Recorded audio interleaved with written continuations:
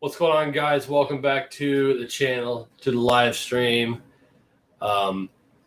Real quick off the beginning, for all you guys that are already here, Jim is on his way. It's going to be just a minute. He's dealing with some technical stuff, so we'll just rant a little bit, or vent a little bit, or riff. Maybe it's riff. We're just going to hang out for a couple minutes. Jim will be in shortly. Dude, it's been a mess. Like, I'm a mess. I'm not prepared at all. I'm not, to be fair, I'm not usually prepared in the beginning anyway. You guys that are here in the beginning all know, because you're regulars, that we don't script or plan or have questions or anything for this. But I don't know. I just feel like I'm behind today for some reason, which is weird because I had all the time in the world to get ready. But anyway, and I was kind of like late getting the thing started because I was wasting time on the internet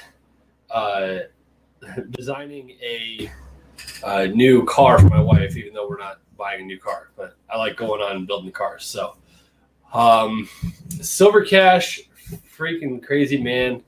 Thank you for cruising over from the Brian Barczyk streams and dropping some support, man. You're a freaking rock star. I really appreciate it. That's completely unnecessary and super awesome. So I really appreciate you being here, man. Herbert obviously shows our stream sponsors in here. Black Sun, Killies, H&H Python says, yay, Jim Holt, who appears to be coming in as we speak. So we'll get to him in just a second. And I got to open, I'm going bougie. You know, like the song, bougie, like Natty in the styrofoam. I don't know if you guys have had these, and I don't care if YouTube flags my videos, like whatever. It's not a money making venture, but I don't know if you guys have had these. The Natty Light Natter Days pineapple lemonade beer. Yeah, I know it's almost as bad as Claws and whatnot and Trulies and all that crap. But dude, it's hot here, and those are delicious. So if you want to see me drink something a little less cliche, I'm going to take a page out of the Searchable as Reptiles book and say, drink sponsor. Beer is easiest in this case. I don't want to step on their toes too much. So it looks like we've got Jim in here. So without further ado, let's just wing it and see how this works. Mr. Hey. Jim. How are you? Good, man. Can you hear all right? I can. All right. Thankfully, I have my wife bring home her headset from work. Oh, there you go.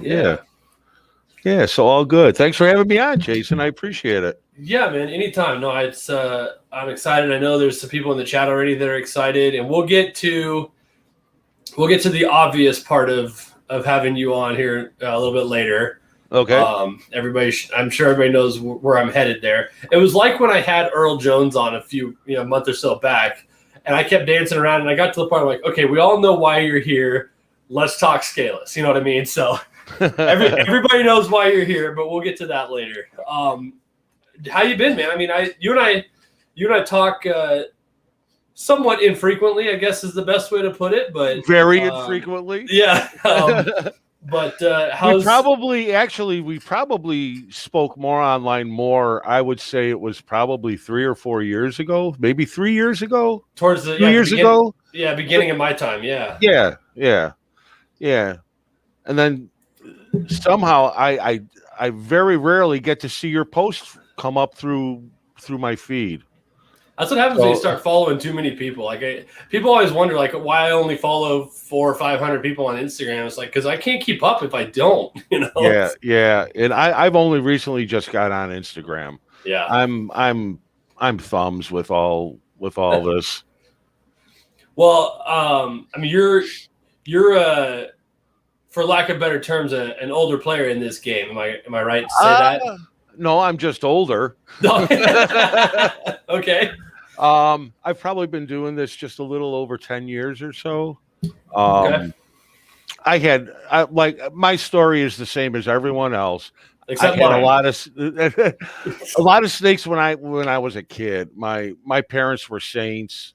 I guess what I would call my first exotic snakes. We had taken a trip out to my cousin's out in Riverside, California, and he had a garage full of Western rattlesnakes, retics. He just berms. He had everything, and on top of it, he was raising quail and pheasant. He was breeding hawks and falcons, and he used the hawks and falcons to go hunting. So that was my first exposure to any, and I was like, "This is awesome." Yeah. Well, we returned from the trip, and about 3 weeks go by, and I get a package in the mail. Apparently, my cousin Gary, gave Mom a heads up that we get a package coming UPS, and it was 2 rosy boas and a king snake. And I kept those for. I had the king snake went to my older brother, and I think he just got it too high and it died. And I kept those rosy boas. I had those. So I was 10 years old. I had those up until freshman year. Freshman or sophomore year in high school. But then by then I was getting larger snakes, and it all just went from there. And eventually I stopped and took another path and circled back to it when my daughter, when she was 10, told me she would like to get a spider ball python. And I just looked at her and I said, "What? I'd like to get a spider ball python." "Hon, do you want a spider or do you want a ball python?" That's some weird kind of hybrid. I had no fucking idea what was going on with ball pythons. So I got online to do a little research, and I was like, "Whoa, what is this?" So I was hooked from that moment on. You said with the balls.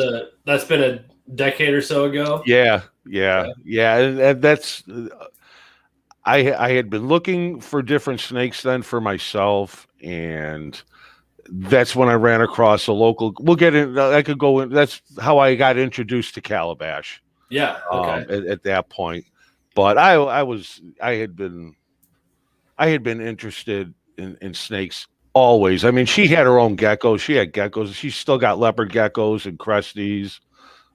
She's got all that. She doesn't breed them anymore, though. Okay. Paul Taylor, thanks for the super chat, man. Appreciate it. What's up, Paul?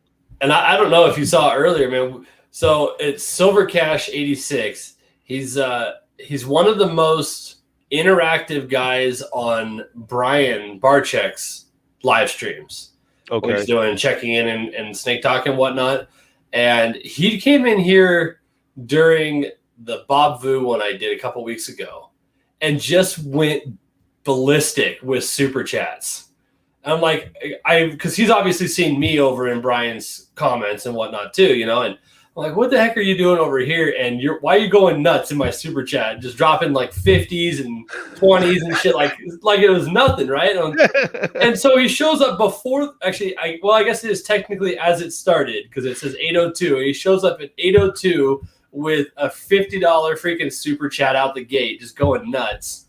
So I'll tell you, man, I don't get huge crowds, but the people, the 30, 40, 50 people that come in here are here every week, and they're like, nice. They're super awesome. So nice. It's I have to apologize. I have no idea what fucking super chat is. I don't spend a lot of time on YouTube. I obviously I don't have my own channel or anything. Yeah. But I'm up for work at like 3:30. I supervise the print room at Orbis Exhibit and Displays. So I'm up early. I go to bed early. I don't get to see a lot of this stuff. And when I do have time, I'm in the snake room. I'm doing stuff. It takes up time, as you know. Well, basically the way it works on a YouTube live stream anyway is obviously we can see the comments as they coming through. But if you had 200, 300, 400 people in here, you'd never be able to read them fast enough, right? And still pay attention to the conversation. And so they have the ability to what's called a super chat, where it's like a tip, more or less. Okay. And so they can put any dollar amount to it. The amount of dollar depends on how big the message can be. So obviously a $5 message can't be as long as a $20 message or whatever. But if they got something they want to tip, they want to tip the creator and make sure their message gets seen, they can do it that way. So like in Brian's streams, because he'll have over, upwards of 1,000 or more people in the live at certain times, but even with a couple hundred people, he can't read the comments fast enough. Plus in his setup in that cave thing that he made, he can't really read them on the screen anyway. His producer Jay does it for him. So when you want to ask him a specific question and get it answered, as opposed to possibly catching it as it flies by, you super chat it. It comes up highlighted like Silver Cash just did here. So this comes up colored. So a regular comment just comes up in regular black and white print or whatever. What's up, Nick? And then a super chat comment, depending on the value, comes up highlighted in a big color panel, and I can go back and recapture them. So Silver Cash says, definitely trying to catch it as much as I can. This stream in particular, he says, I'm a workaholic and breed rats, so if I find time I can't. This dude's nuts, man. He produces, correct me if I'm wrong, Silver Cash, but he produces something like 600 rats a week as like a side gig. Like that's not even his job. It's just insane. But he's down in Georgia, I believe, something like that. So we tried. I think we got him hooked up with Bob Vu for supplying people in that part of the world. So that'd be good. Yeah. Okay. Cool. Yeah, breeding rats is fun. Well, I used to do it too. I don't have the facilities for it here. Oh, that's right. He's in Gulf Shrubs, Alabama. I was just there in March, or in May rather. I don't have the facilities for it here, and my wife basically said when we were pregnant with our daughter that we're not doing that anymore. So right. I built this 10 by 16 room to put my snakes in, and didn't have any place to breed the rats. So that was a fun. Gotcha. That was a fun excursion, trying to transition everything over to frozen in the middle of summer, in the middle of breeding season, during a move. Oh man, with no room, and yeah, that's gotta suck. Yeah, it was brutal. I don't envy you for doing that, man. Wow. Yeah. So you said what is your quote unquote real job? What do you do? I supervise the print room at Orbis Exhibit and Display Group. We basically provide most of the trade show industry with signage. Okay. We're a full shop. We've got a full print room. We do full die sub, large format, rigid substrate. We've got wood shop, machine shop. We build structures to put the prints on. So it's a huge operation. And obviously last year we took a big hit. Yeah, with, of course. No trade shows. So yeah, we went from 500 people to under 120. Oh, and geez. Basically, yeah, supervisors and managers we were all operating equipment, and it's been tough to get the hourly folks back, and we can use the help. That's nuts. I've seen, it's sad. I'm sure we could, if we wanted to, we could get into the politics behind it, but just seeing the aftermath of what the last 18 months has done to this society is, as a whole, not just in industry, but just as a whole, right. It's been really gross. I think I could put it. I think right now people are just fed up. Yeah, and it's and we'll keep this short. They're talking of all these new variants and whatnot, and to me, it's just, is it a new way to scare us? Yeah, yeah, absolutely. And people are just, we're fed up with you pushing the fear. Yeah, I think, in my opinion, is people have finally seen through Fauci's bullshit. That he may be an accredited doctor, but he's an absolute moron, and because of that, the government, the man, the people, whoever the hell you want to blame it on, is losing grip on that fear control. Yeah, and the narrative's going out the door. And now they've got nothing left. They got no leg to stand on anymore, so they're trying every last ditch effort before we all just tell them to go to hell. Yeah, pretty much. Like I told my next door neighbor is a cop, and I've actually ridden with him a couple of times. And we're talking about doing another one here before too long. And I mentioned doing it on a Sunday because our schedules line up that way. And he's like, Sundays are, it's weird because they're kind of hit or miss. They can either be crazy busy or just absolutely boring, you know. And he said, but for whatever reason, during the summer, they've been nuts. And I said, well, that's the aftermath of a government locking down a society for 15 months, getting them all nice and fearful and depressed, then waiting till the summertime to get them all drunk and depressed and turn them loose in the streets. So they spend 18 months getting pissed, then they get drunk and depressed with themselves, and then they run out in the middle of the road. Like, so yeah, it's just been and it's been weird up here, man. We just had, I don't know. I gotta say, we were lucky. I've said it on here before that I feel like up here we didn't really participate for the most part with the last year and a half. I had to because I'm a federal employee, so I had to deal with the federal bullshit part of it. But outside of work, you know, most of the time we should have been going to Lowe's and the grocery store and shit without a mask on since last April. Like I just, you know, I'm like, I had to do it in the hospital, obviously, when my daughter was born and for all of our appointments and that I can't with good conscience complain about. I think it's stupid we're still doing it, but then I had to, you know. But it's just, yeah, I hate seeing the aftermath now in industry like you're seeing it's just taking, the small business is taking a terrible hit to the gut. Oh, just awful. Absolutely awful. The brick and mortar stores, it's terrible. It's terrible to see. Yeah. But, you know, we're going to bounce back. You know, we're resilient. So, you know, we'll move forward. And I think we'll see the best natures of people come out over the next 6-7 months. Well, we can if we stop paying them to sit at home. Well, yeah. I suppose. Then they can stay home. Yeah, that's true. There is an element of that, and I try to argue that with my dad. It's like, I get where you're coming from, that the reason that Chick-fil-A is offering a $750 signing bonus and $20 to $25 an hour to flip chickens is happening is because nobody wants to get off their ass and go to work because they're getting paid more. They're getting paid more to stay at home by the government. That is a large percentage of it. But I'm also convinced that there is a segment of this society that is still afraid to go outside. I think there is too, and I think it's that segment that doesn't know that there are other options to mainstream media. Yeah. And you know, absolutely. They're going to sit at that table and eat every piece of shit that they are fed and ask for seconds. That's what they're going to do. Yep. That, you know, look for other options. Yeah. I can't remember I do remember. It was Dave Ramsey of all people. And he calls it fear porn. And he says the society is addicted to fear porn. You know, and it all started by putting that body count ticker on every outlet 24/7.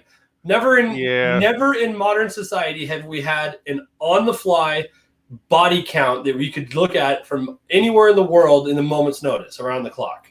I remember seeing it during, well, I wouldn't say a body count ticker, but there was something similar when I was a kid growing up, the Vietnam War.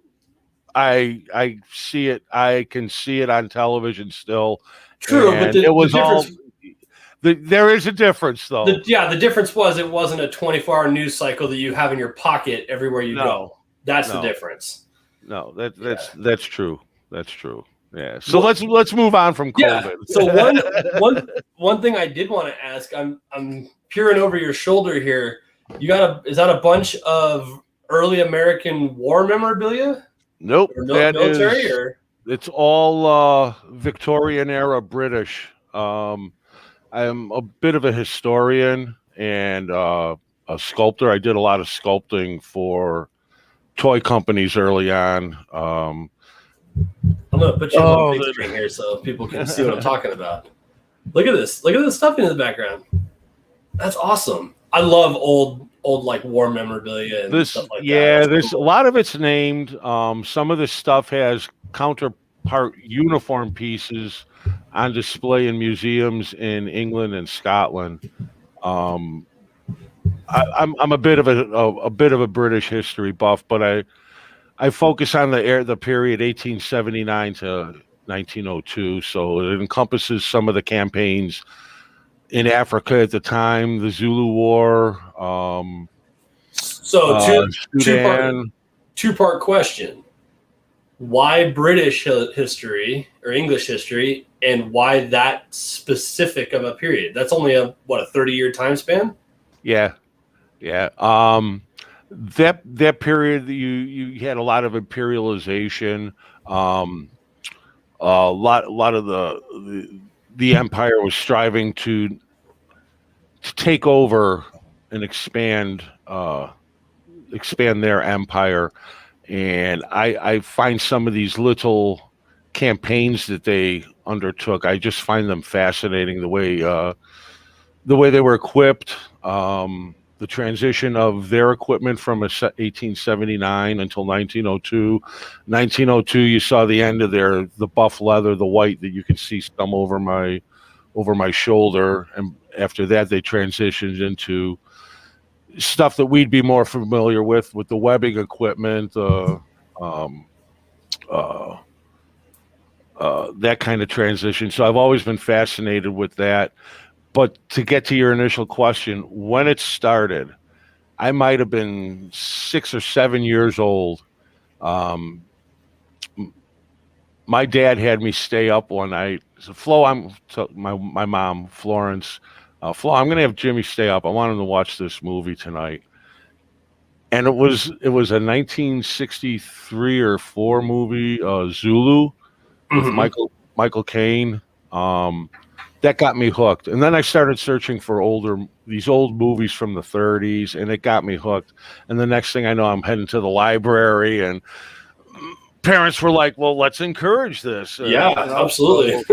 So they did. And then I picked up, as a kid, we didn't have Nintendo or games like this. It was, you're out playing baseball and football and hockey outside with your friends all year long. There's a sport for every year. Yeah. And then when it got too cold in the winter, I'd sit down in the basement and I'd build model kits. And I never liked the figures that came with them, so I started sculpting my own. Such a simpler time, man. I'll tell you, sometimes I wish I could have been born 40 years earlier. Like, it's God. I look at my kids and I'm like, oh God, what a dumpster we're raising you into right now. Like, oh yeah, I'm sure our parents thought the same thing too. That's fair. It's we get used to situations, and we get comfortable with it, and we see things that as we grow older and we gain wisdom, we think, I don't want my kid to go through that. They're growing up in such a hard time. But then I look back at my parents when they were kids and they grew up during the Depression. Yeah. I don't have it that hard after all, I guess, and neither does my daughter. So that's fair. I mean, my grandmother's one of 9, was born on a potato farm in Idaho in 28, I think she was born, something like that. So she was raised during the Depression as a kid, and literally did not have she didn't get her first bicycle until my grandfather bought it for her when she was 40. Wow. And by contrast, funny enough, my grandpa was one of 3 or 4, I believe, in the family. Grew up in Middle Ohio, and grew up in a very affluent, well-to-do family. Wanted for nothing.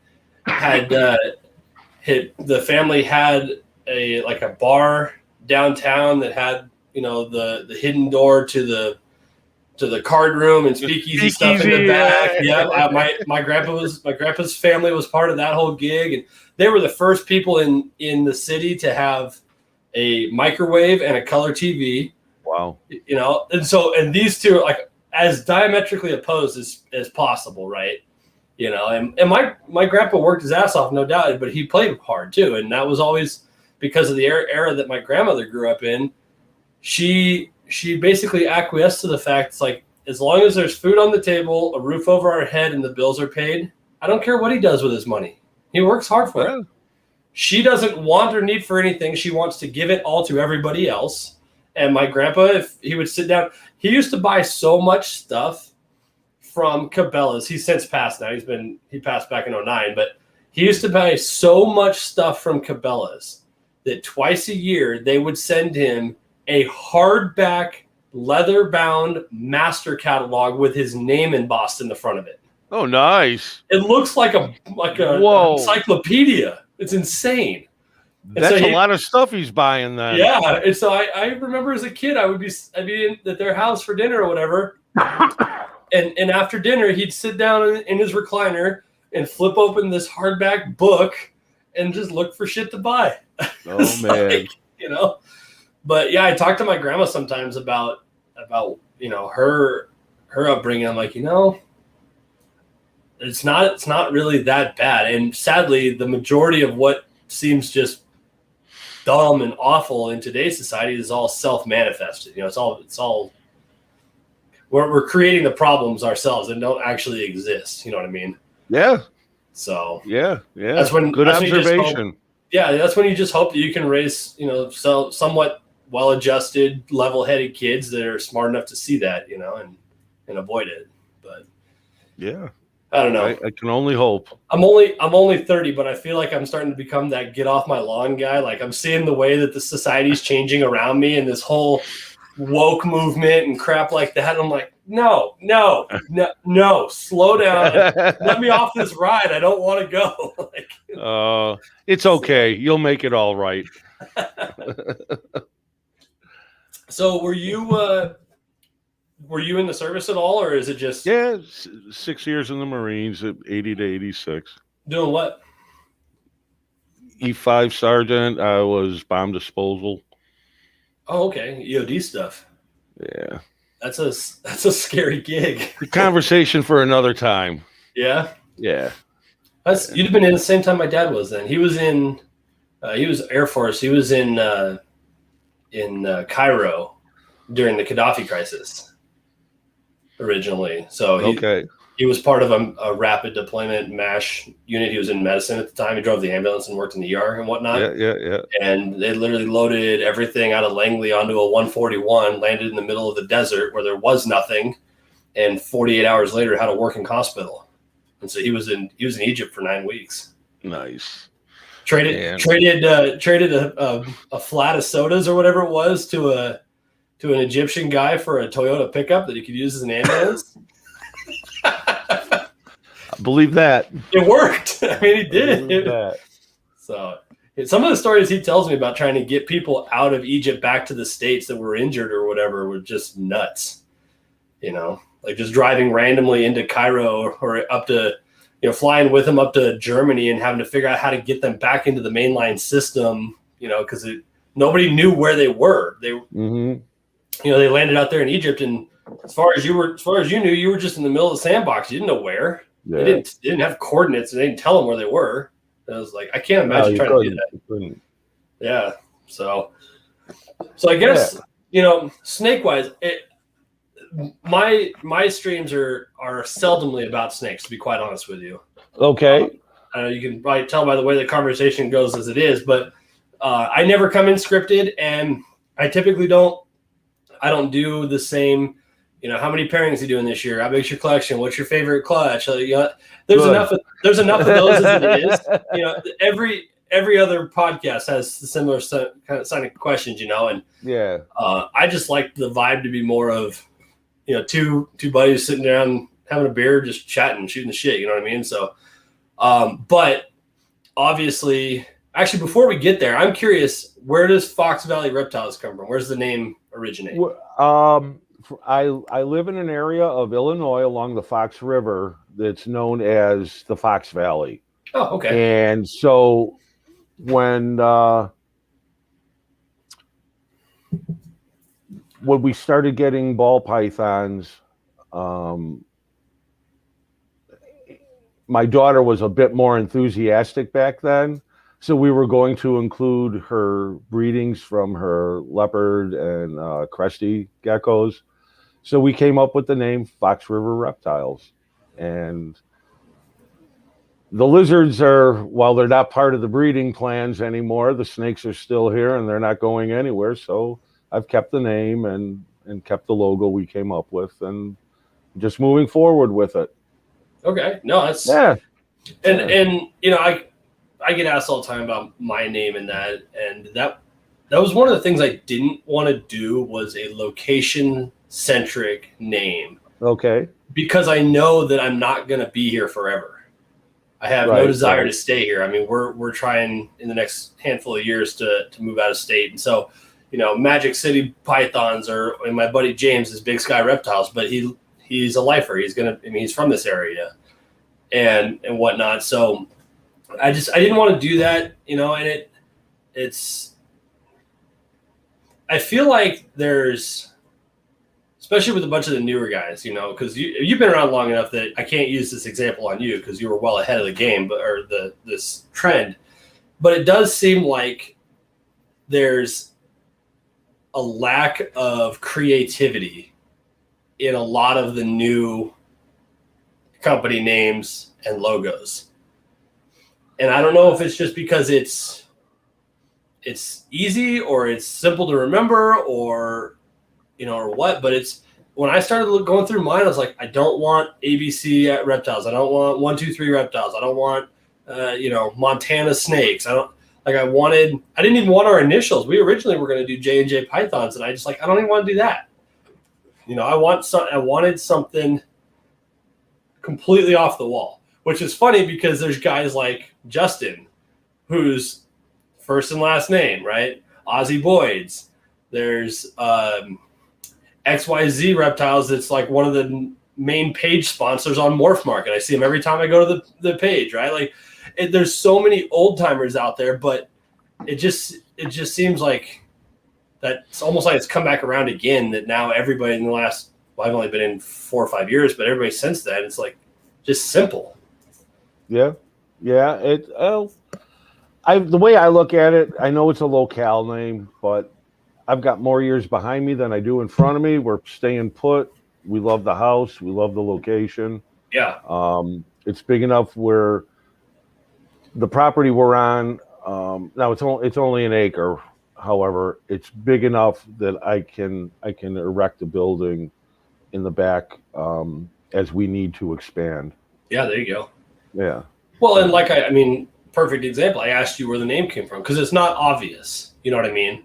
You know, it's not Southern Illinois Reptiles. Like right. You know what I mean? Right. So that was like, it would be cool. Great. I just came up with another one. What if you were, you said you've got military background, but if you were in the war or something, had some history in that regard, you could be Foxhole Exotics. Like, how cool would that be? Right. Yeah. It's something totally different. Billy, right. When I was on Billy's Combos and Coffee a couple weeks ago, he asked me this question. That's why I got on the rant about it. And he's like, dude, come on. You could have been Bigler Balls. Like, by the way, Billy's like, by the way, that's my idea. Screw you. You can't have it. He's like, you had a whole marketing campaign written out for you already. Like, my balls are bigger than yours. And like, just super. I'm like, that's kind of funny, actually. That's pretty good. You know, I wouldn't want my name as part of my business, but like that's pretty good. I like that, you know. Man. How's your season going so far? Actually really good. I did have 2 girls reabsorb about 2 weeks ago or so. But I think it might have just gotten a little too warm on that side of the room. The snakes are in a room that faces southwest. Yeah. So it's possible that happened. But other than that, I only do like 15, 20 clutches a year. I keep it stupid, simple, small, and that's it. And I'll have 15 clutches this year. I've got 11 now in the incubator. Actually, the incubator is in this room I'm in. It's to my right. So yeah, I'm about on pace for the same, probably 15 to 20. I think I've got number 6 cooking. And I think there's at least 5 more back here that are ready to ovulate any day now, and a few more to come after that. But I think I agree with you on the keep it small and simple. I'm having to build it from scratch with pos hets and single gene, Yep. you know, pastels and shit like that. Cause I refuse to go into debt to do it. So I don't have, you know, I don't have 50 grand to go drop on 6 clown females and a killer, you know, just crazy multi-codom male or something and start making big clutches. And I don't fault anybody that can. I'm trying to get out of debt in life, you know, so I'm not wired that way. Right. So I'll have to expand to the point where I can start growing up replacement stock. That's the big one. And I'm trying to, you know, I held back 18 animals last year. That's a lot. That was 20% of my overall inventory or of my collection size, you know. And so that's when you're trying to do that, it takes a lot of space, obviously, to wait till they're the size. My long-term goal is for my breeder racks. I'm going to get another one just like this for this spot, and then I'm out of space. But that'll give me like 78, I think it is, 76 breeder tubs in total for females. And my goal is for everything in there that's breeding to either be visual, het for something, or at bare minimum like a super/ALS combo, so that I can reduce the byproduct, the waste, so to speak, in pairings. Yep. And so like I kept back a really nice super Enchi girl that I made last year to replace it. Well, the Enchi's already sold, she's already gone, but to replace an Enchi female that I had. But now I gotta wait 3 years, you know, and so that part's kind of tough. You have to go through and move out some of the older breeders at times. Some, you know, the single gene and keep upgrading. But like you're saying, you know, if you're holding back 18 animals, you know, you're producing stuff that you want to see visually, you know, if they're recessives, that you want to see in the future for your projects. You're following your path to what you want to see. So if you have to hold that back that many snakes, I don't think that's an astronomical number. That's 18 snakes you don't have to go out and buy. Absolutely. Yeah, and I couldn't have necessarily sold what I made and bought other ones in the same amount of dollars, you know. Right. Like I held back last year. Probably my favorite production of last year, aside from the scaleless female, I made a yellow belly mimosa, but she just looks incredible. The color, she got big ringers. She's like the steely blue color, except for a bright orange tail and a bright orange head, you know. Wow. And it just looks really neat, you know. And I'm like, sweet, like I could sell this for $500-600 or whatever, but like I couldn't go buy that one, and that one looks really cool. Right. You know? Right. So I stuffed her up here, and 3 years from now, hopefully she'll start breeding for me. I'm excited to get to that point because I'm still fairly young in this. I'm excited to get to that point where I can start producing from stuff that I produced. Yeah, I'm thankfully a lot of what I've got going on now, 70-80% is stuff that I produced. That's awesome. Yeah. So it feels good. This next coming season, I'll have males that I produced at work. I'm still another year out for my first female, but okay. That's going to be neat to see your first female that you produced wrapped around eggs, you know. It is. I had a pastology that I saved that I ended up selling, and she probably would have been ready for next season. That was actually the first snake I produced. That was the first egg I cut. And I started to keep her just out of sentimental value because that was the very first one, you know what I mean? But it's like at some point I just can't keep everything. Yeah. So yeah. I've got a couple that will probably stay in the racks as long as I'm around. They'll be here. I might not necessarily breed them, but they'll be around. Just they're nice to have. They're nice to look at, and I enjoy the hell out of them.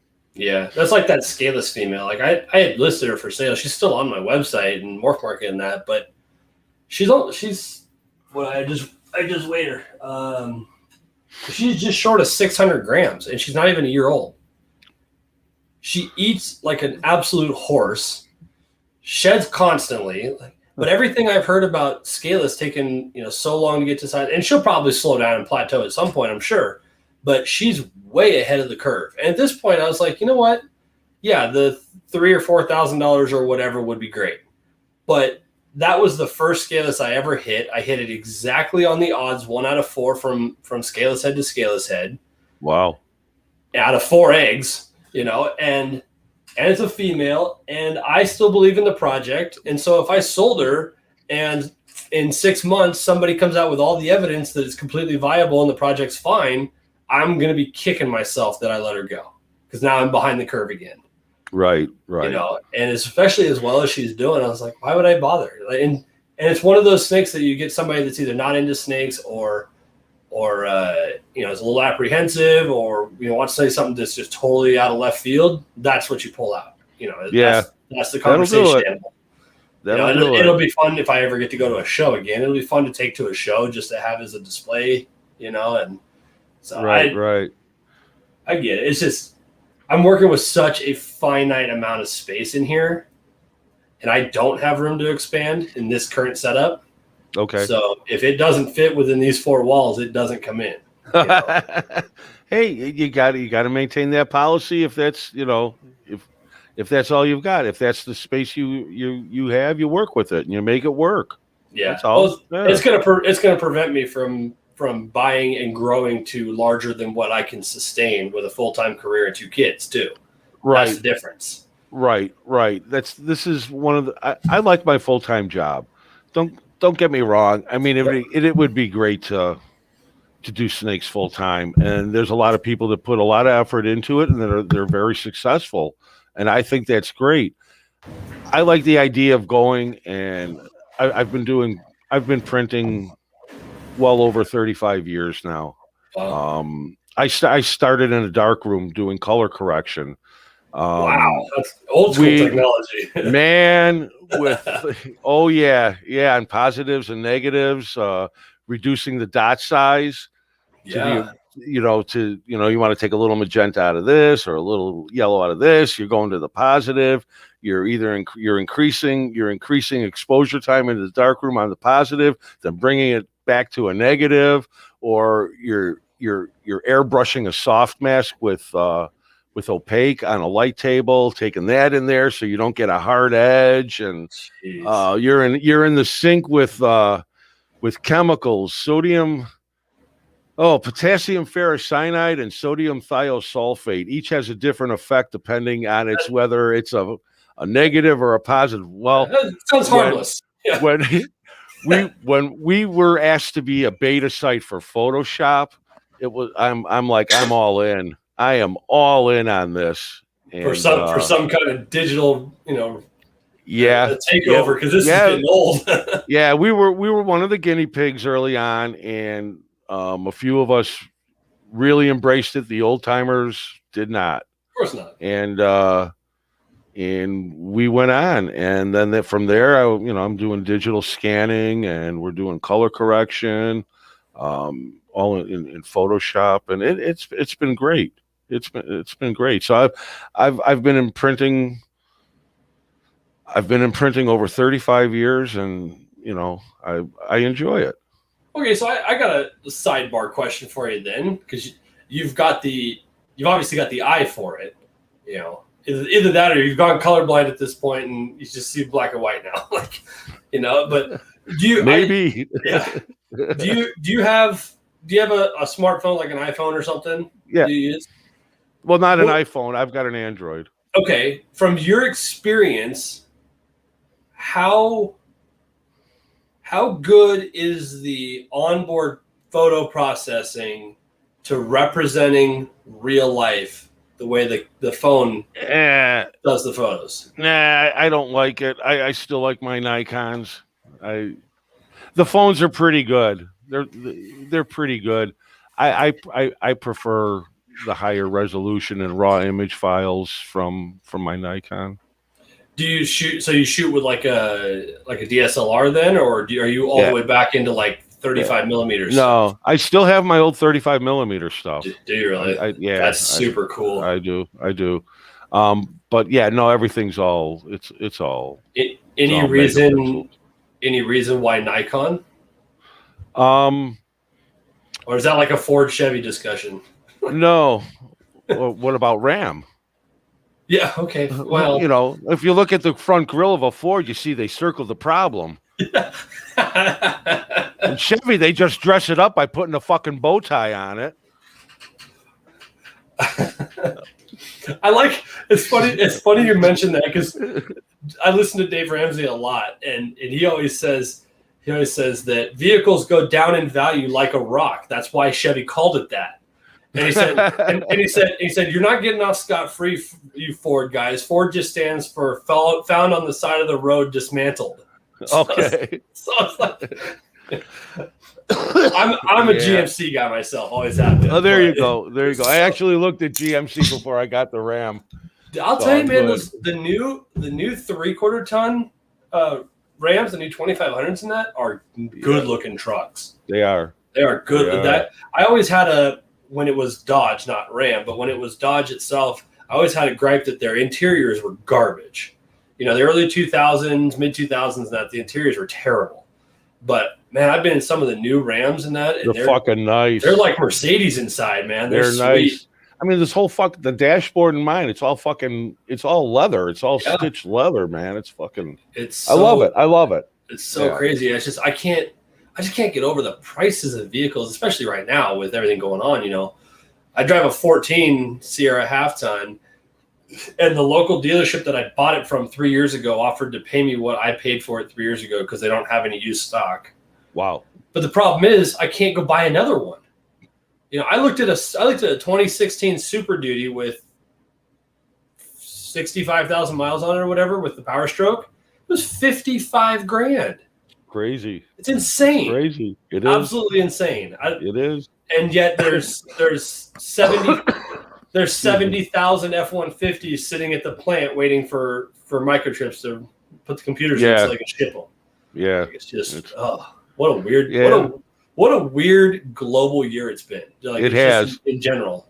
If you take the politics and the bullshit aside, just watching geopolitically and economically what this country and to a lesser extent the rest of the world has done in the last year and a half has been insane. Like I can't, like, I'm glad that I'm engaged so I can see what's happening, but I'm also like overwhelmed by watching it. Like, this is ridiculous. It's just crazy.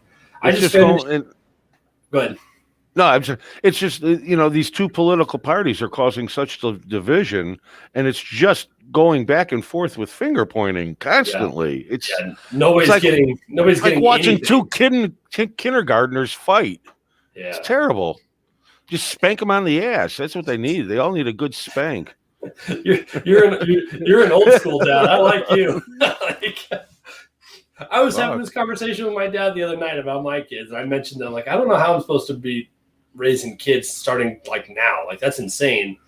But because I was like, I want to be able to, you know, I look at these stories of these kids, like, you know, first graders getting suspended from school because they were standing in front of their house waiting for the bus to pick them up, playing with bright green zombie hunter squirt guns. And somehow the school district thinks that that's on school property and school time, so they suspended him for it or whatever. That is ridiculous. You know, or a second grade kid gets to go for the first time hunting with his dad and comes to show and tell on Monday morning with a photograph of the deer and him and his dad and the rifle laid across the shoulder like you usually do for the shot. And they kick that kid out because he brings a picture of a gun to school.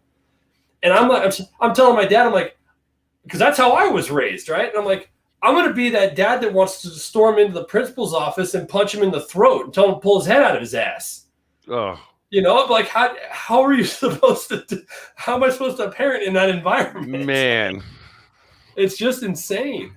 And the sad thing is, it's not the majority. It's not the pejorative of the situation. Like, it's just the loud, obnoxious Karens of the small minority that's causing all that problem.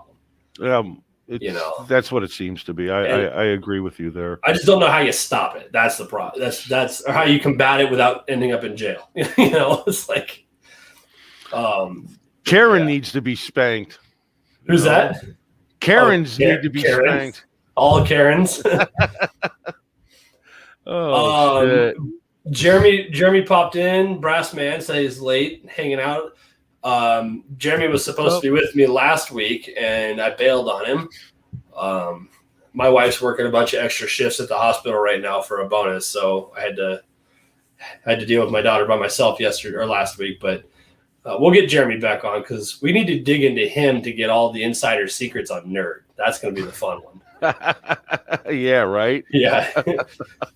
So I guess before we get too long in the tooth here, everybody I'm sure is here to hear, and if not, I'm here because I know nothing about it, to hear about this Calabash KRG deal. You know, the story, what it is, how it works, why it reminds me of the Kardashians. Because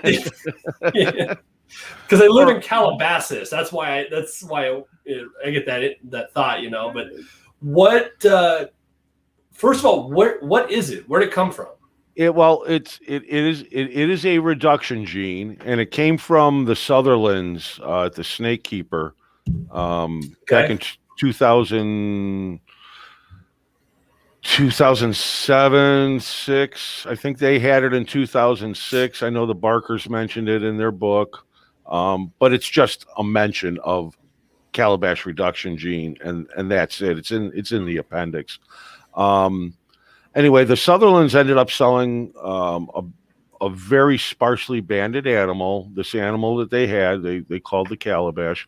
They sold it to Tom Carlton at Cypress Creek Reptiles, who in turn eventually bred it as it grew and got to breeding size, and eventually bred it back to one of his daughters. One of the animal they got was a male, so he bred it back to one of the daughters. He did not know that they were that it was het pied. The original one he got was a het pied. His daughter turned out to carry the gene, the het pied, and he bred it back, and he got seven or eight high white pieds in 2011. Ended up selling one high white pied to a friend of mine, Louis Diaz at Juggler Ball Pythons, a local guy here in Illinois. And Louis in 2013 had similar results with high white pied clutch. Several were Calabash. Some were not. I ended up buying because I loved the sparse banding. So I bought a visual Calabash male, a het pied, a Calabash pastel female het pied, and a Calabash pied female. And about a year later, I ended up buying one of his originals, a pastel male, Calabash pastel pied male from his first clutch. Anyway, moving on. When they got to size, I started breeding, and the first thing I did to the female pied was I put a clown to it. I just wanted to see this gene with a clown, and this is where I started taking it, where I guess the others weren't taking it. A lot of the folks that had Calabash prior were making high white pieds. They make beautiful, absolutely stunning high white pieds, but you've just got a splash of color on the head, maybe a bouncy yellow on the head. That does seem to be a white controller in pieds, much like Enchi does. Well, it's reducing any of the pattern, but it makes the white seems different on these than other pieds. It's really a nice bright white. So I gotta say there is a difference. I gotta say the Super Fire pied that I have from Justin is as white as I've ever seen. Yeah, like that snake's insane, but it's 100% white, obviously, because it's also a Super Fire. Sure. That's got some other things going on. Yeah. But it's kind of cool. I love, that's one of the things I love so much about pied, and why I've got quite a bit of it is there is no truer white in ball pythons than out of a pied. Right. Right. And so I joked with. I can't remember who I was talking to on here, but I joked with somebody that I want to make. I don't want to buy any of them. I want to make every or most of the double recessive pied combos in spider. I want them all. Wow. I want the lightning, the DG, the hypo, the ultramel, the clown, the lavender, but I want them all spiders. So I have the entire collection like Pokemon, but only with the heads. You know. Okay. Hey, I get it. I get it. I just think it was going to be a massive waste of time and resources because not everybody wants high white pieds. But if I can finally create one of each of them and just have them on display in the tubs, like I can open every tub, like I've got every color of head possible. Like right. No, I totally get it. I mean, look over my shoulder. You talk obsessive compulsive. There it is. No, I totally get it. I totally get it. Yeah. So, but they make these great high white pies, but one of the first things I did was put it to clown. So I get my double recessives. Yeah. One of the girls actually bred for me the year before last, and I got from her a Calabash leopard yellow belly clown. I actually got two. I got a pair from her, and he's been breeding ever since. Calabash works good ever since he's been old enough to breed. Calabash works great with black pastel, with leopard, with phantom. Pastel, if you it actually cleans up the pastel. You know, you get that little brown dirtiness in a lot of pastels, even with Enchi. Now, a lot of folks say that, you know, Calabash looks like Enchi. If you're looking at it on your phone or whatever, or on the computer screen, you could see where that pattern would be similar, but to actually hold it, Calabash has more of a bronzy tone to its body. The blotching, the pattern itself on there is real dark, lots of melanin that it will bring in up on the sides, up from the belly scales. You get some peachy colors coming in, sometimes orange tones, depending on what your pairings are. You'll get that, but on animals that have orange, your orange dreams, your black pastels. I say that because a lot of times, you know, some of these black pastel combos, or even a black pastel on its own, you know, has that nice orange look to it. Yeah. And the Calabash just ramps it up a bit. Throwing ringers in there. Is it fairly easy to identify in combo? Yeah, you know, if you know what you're looking at and what should be in there, and have other animals that you've hatched, or, you know, animals you can look at to make a comparison with, it does get easier. At first, when I first hatched out the Calabash pastels, now even though I had one that I had bought from Lewis, that is actually, I just sent her out to a friend of mine, Noel at Omega Serpent. She's gonna breed her this year. So I sent her out there. But it was definitely hard for me to see it in pastel, and at first in black pastel, but you could pick it out. You can see the way the pattern is breaking up. But sometimes with that, though, other combos can do it, like Orange Dream. And in one of the pairings I had Calabash and Orange Dream in with a black pastel, and it got a little difficult to discern. But so far, it's my IDing them has been pretty good. And I had a pied last year that went to another friend, Liz and Kyle Schmuck. They're working with the gene a lot now too. But I sent them a pied last year that all it was a little head color and a little color on the tail. I said, I'm pretty sure it's a phantom leopard yellow belly Calabash pied. And they bred it this year, and sure enough, it proved out that's exactly what it was.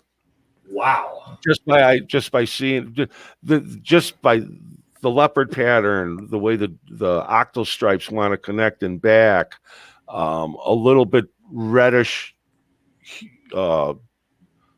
as an artist, I call it like a burnt sienna, reddish brown tones to the face that I would associate more with some phantom. And then obviously the Calabash being reduced, and I had this little blurb of yellow on the tail that I was like, it could be yellow belly, it might not be. It's got a little bit of jaggedness to it. It was hard to discern, and I felt pretty confident that that's what it was. But I was like, it could be yellow belly, it might not. But it turns out it had all the genes. So she started. Does it overpower the low white pied makers, the inchies, the pinstripes, the stuff like that? Haven't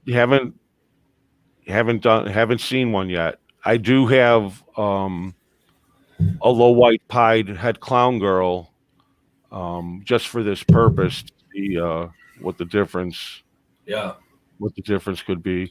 Have you seen the clown pied version yet? Of the Calabash? Yeah. No, they're in the incubator. Oh, okay. All right. That'll be exciting. I did hit a clown pied last year, but it wasn't Calabash. Oh, okay. I probably need to get one from you just to play with. I've got a couple weird normals too, that the one I'm convinced is something. I'm having a long, slow go at it, trying to figure it out. You know what I mean? We're all convinced our normals are something. That's fair. I'll send you, when we're done with this, I'll send you some pictures. She does not look normal to me as far as the normal is concerned. And the pastel that she made the first year is the busiest, wonkiest looking pastel I've ever seen as a single, and it can only be a single gene pastel. And I know she's not. She's way too dark to be a pastel. She's almost black. And I attribute it the way I describe it is it's got a very lava lamp pattern to it. Like, there aren't alien heads. It's not banded. It looks like a lava lamp. You know what I mean? Okay.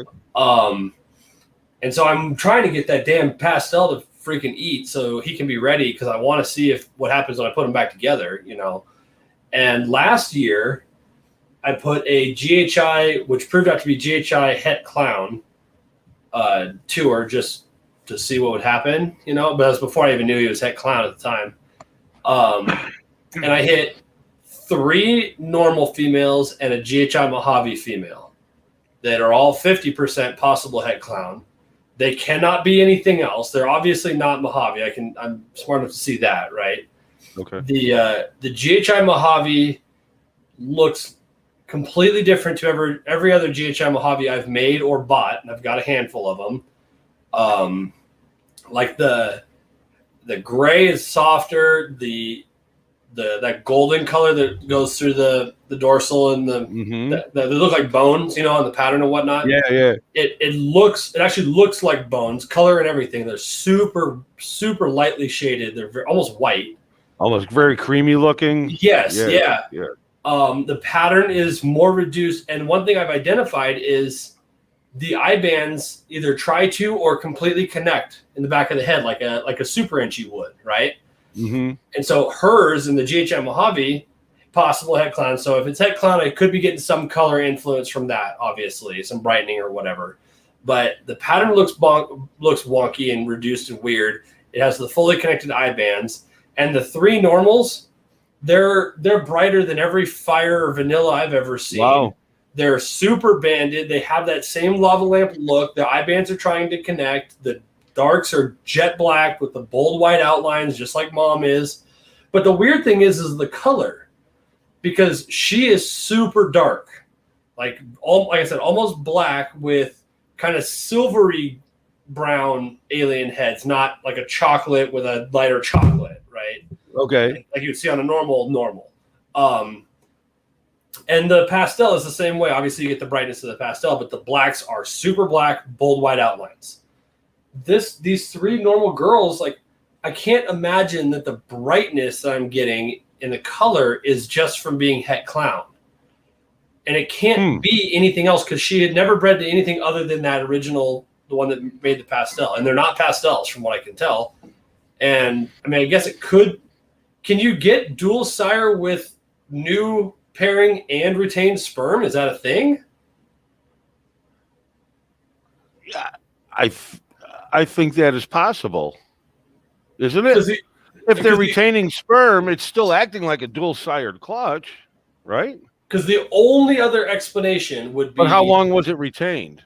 It would have been from the season prior. If the temp center hotspot never got too hot, I mean, it's entirely possible. If they didn't get too hot, they wouldn't burn it out. Because the only other explanation for those 3 girls in particular, like I said, I'll send you the pictures when we're done, is that they are Enchi or pastel Enchi, possible Chloe is that's her name. So I call them possible Chloes from the original pairing, because the original pairing was a pastel Enchi scaleless head to her. And that's when I got the really weird pastel and a couple other, garbage stuff or whatever. And I kept that male pastel. These, I guess they could be Enchi, but it just seems weird to me that I would get 3 of those and a GHI Mojave from the second sire. Right. That sounds odd to me. So I kept send me some pics. I might not get a chance to look them over tonight because I'll have to hit the sack. I got to get up at 3:30. No, that's fine. I'll definitely check them out. And you got to remember though, there's so many genes floating around. Yeah. That have to. It's like, what the fuck? Yeah. What the fuck is this? So I kept them all because it was 4 girls, and they're all possible het clown. And if you can say that the brightness that I'm seeing is a result of them being het clown is like a marker, then there's a chance. And let's say that I get the original pastel male to produce, and I produce something that, it's like a super lava lampy pattern. Like it goes bizarre like monsoon or some shit. I don't know, right? But let's say it does something like that. Now I've got 4 potentially het clown Chloe combos too. Right. They're all females growing up, Right. So I'll keep playing with it. It's just weird. It's really bizarre. That's what you do when you see something like that. You just jump on it and follow it. Do what you have to do. When I hatched out these double het Calabash double het clown pieds, I thought at first, well, do I have a super here? Because everything in that clutch was Calabash.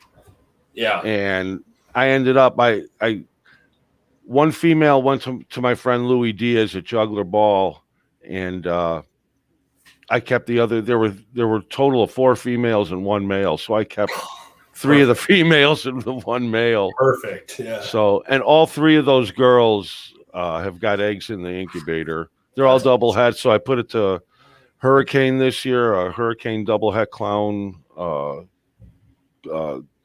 het clown, het ghost.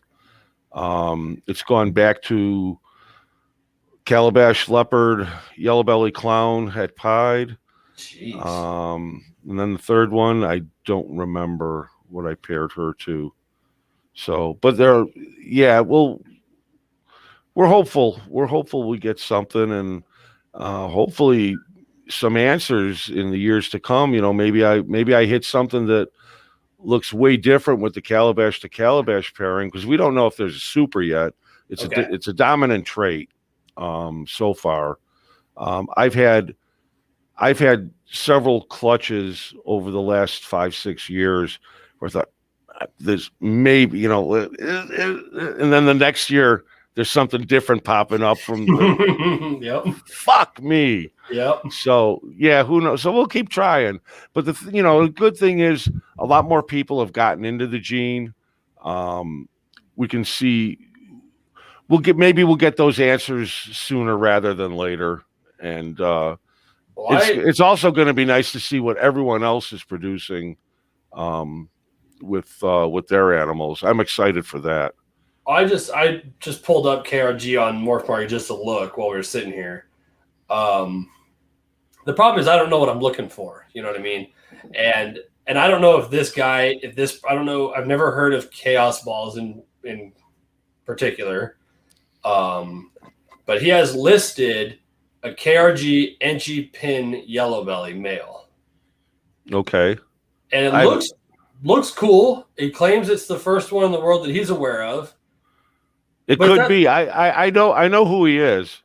You know, and but when I look at that versus some of the prices on some of the other ones, I'm like, but it doesn't seem like. But again, I don't know what I'm looking for as far as the KRG is concerned. Right, you know? right. But it would be fun to get something like that I can start playing with. You know, start putting it in. I want to put everything into my Ultramel project. The problem is I only have one Ultramel, so that's actually not true. I have two. I did keep a female from last year for that very reason. Better get that project rolling.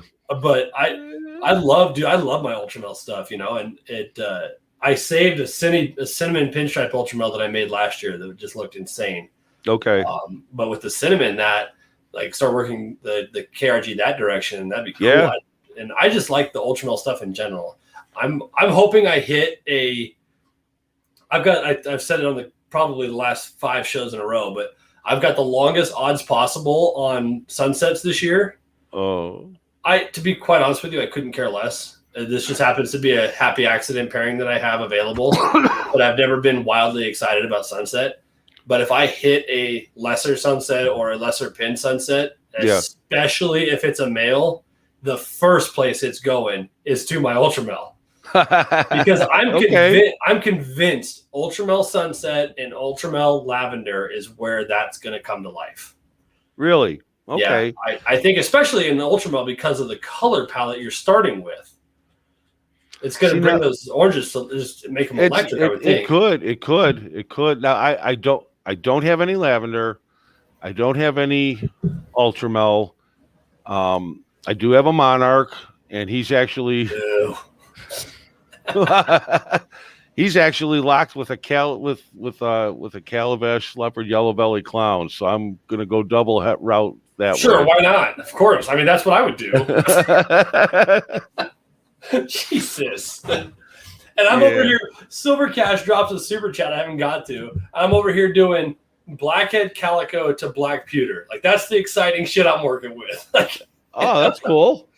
I'm actually I like blackhead. Sadly, I don't have any. I got to hit Durling up for some blackhead. I'm actually pretty pumped on this one because this is my first blackhead clutch as well. I had a blackhead lesser male at the very beginning that I got from one of the bigger breeders, and it never thrived. It never ate, didn't do any good. So he took it back, and he sent me something else. That was the only thing I had that had Orange Dream in at the time. Okay. And then that girl got an RI and died. So I'm like 4 years now trying to get to blackhead where I can actually use it. Oh, and man. I finally got Orange Dream back. It's in my freeway mail that I've got. But no, that one's cool because I looked up some pictures of the blackhead combos and stuff, and you know, I'm actually kind of excited for that one. It's kind of funny that we follow up a Monarch to freaking Calabash clown or whatever with freaking 4Gene codon crap. You know, it's like I commented on my. Well, I did pull a clutch today, a Mandarin pinstripe to a Calabash pied.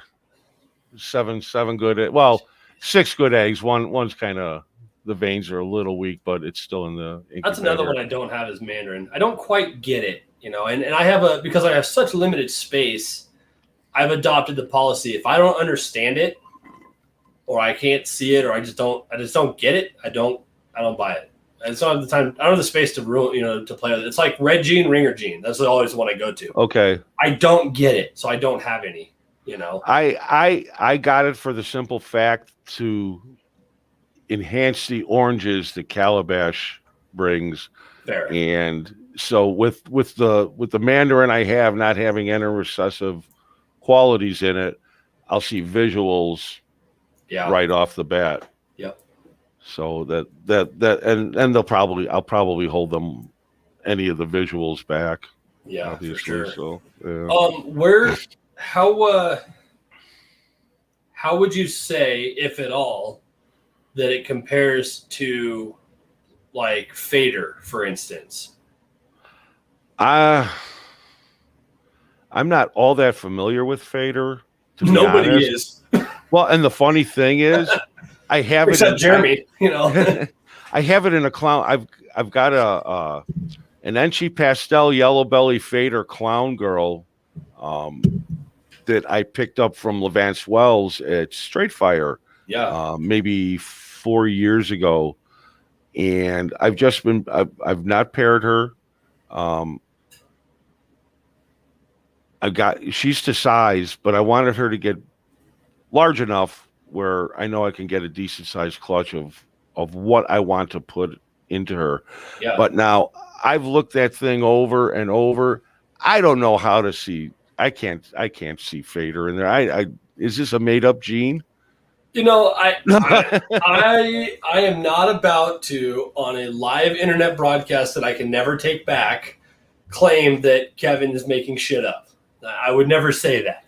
I trust me, I didn't mean it that way, but No, still, it's like I can't see it. But I can look at it in the books and read about it, and it's like, well, I don't know. And we're gonna have Kevin on. Jeremy's gonna work it out so I can have Kevin on here and talk about stuff like that, and I'll have Jeremy on as well. But I look at some of this stuff. I watch Kevin's videos, and I'm like, fader, odium, fucking whatever the hell else. He's got another one like that. I'm like what? You know, like my policy of I don't get it, I don't buy it. That long surpasses everything that Kevin makes because I don't understand a thing Kevin's doing. He's on his own plane. It's his own level, man. And he makes some killer looking animals. God bless him. Absolutely. Killer looking animals. I just don't get it. I don't understand what he's working with, you know. But it's all good, yeah. Well, cool, man. I know you got to get up super early. So I do. I was just looking at the clock. Yep. Yeah. And I try to keep. Oh, let's not lie to everybody. I've never had one of these less than 90 minutes. So you're gonna set a record here for the quickest in and out. But oh shit. That's what my wife says. Damn it. Just kidding, Al. I was gonna say, but but you're married. I thought that just doesn't happen anymore after you're married, right? Well, not when you're over 50. Or have kids, apparently. Or have kids. Oh, yeah. No, I seriously, man, I appreciate you coming on, and we'll have to. Thanks for having me, Jason. We'll have to reconnect towards the end of the year and see how the season's going and see what some of these things you're hitting and whatnot. That we've got a little more time, we can kind of get into it and. That would be great. Bitch about the world and solve all the world's problems. We could solve all the problems right here over a beer. Dude, I think it would be. It's like a Bible study, although I don't believe in Bibles. But I think it'd be fun to have one of these where we literally do not talk snakes. Get like 4 or 5 guys in here and just burn the world to the ground for an hour over a glass of whiskey or something. Right? Like that would be so much freaking fun. I'd be up for that. That'd be so much fun. All right, man. Shit. I appreciate it. I'll let you go. Thanks, Jason. Yep. I'll set you aside, and I'll put all of your info, obviously, in the description for everybody, and so they can come hit you up with all the questions about Calabash because I still don't get it, but we'll get there. It's all good, man. I'll set you aside real quick and sign off with these guys, and we'll call it a night. All right. Sounds good. Right. Thanks again, Jason. Yep. All right, guys. There you go, man. Didn't mean to end it kind of abruptly, but I know Jim's got a late night, or rather an early morning ahead of him, so we'll definitely have him back. And I can already tell that we've talked on the phone or on text enough, but you don't get any tone, obviously. And I know that Jim and I are more than on the same page with a lot of topics here, so it'd be fun just to shoot this shit with him and not even worry about snakes. So. One more super chat here. Silver Cash, you freaking killed it again, man. I really appreciate you coming out and hanging out with us and sharing the love, man. That's badass. Thank you guys all for hanging out for sure. And next week, let me check the schedule real quick, and then we'll get out of here. I can never remember who I got. Next week. Oh, of course. Next week's Billy. So we're going to bring in one of the big hitters again, kind of mix it up a little bit. I can't be on Billy's podcast because I don't have the time on Mondays, so I'm bringing him to me, and I'm going to see who can talk over each other more, him or I, because it's going to be a nonstop just talk fest. So I'll see you guys there next week, same place, same time, regularly scheduled video Thursday. See you guys.